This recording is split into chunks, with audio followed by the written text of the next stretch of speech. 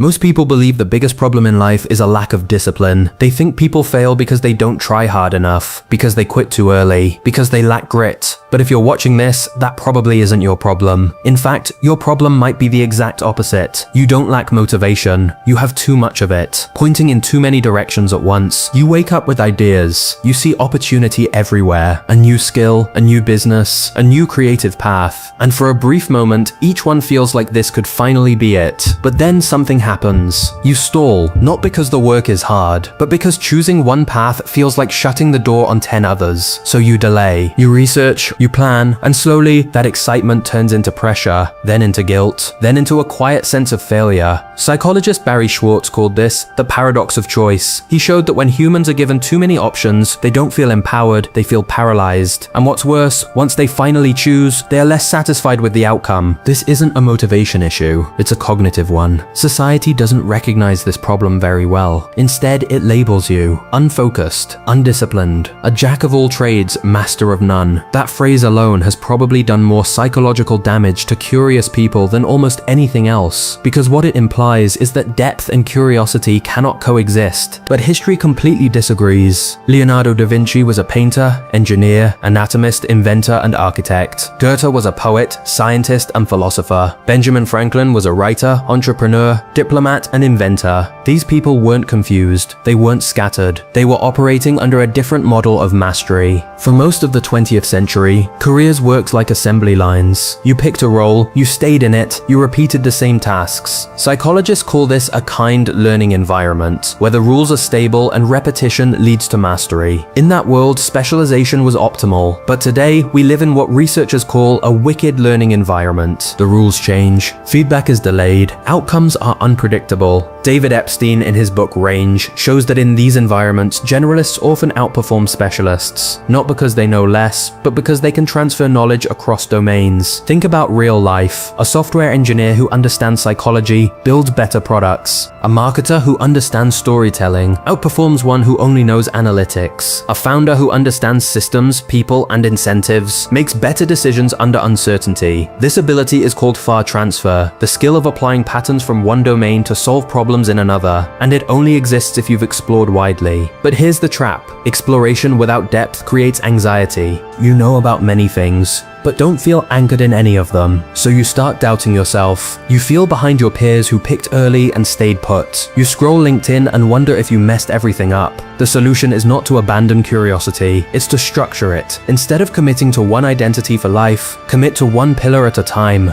Cal Newport, author of Deep Work, argues that real value is created by developing rare and valuable skills. That requires focus, but not forever. Focus in seasons, 6 months, 12 months, 18 at most. Long enough to internalize the fundamentals, long enough to build real competence. When the learning curve flattens and curiosity naturally fades, you don't quit, you complete that season. This is not failure, this is maturity.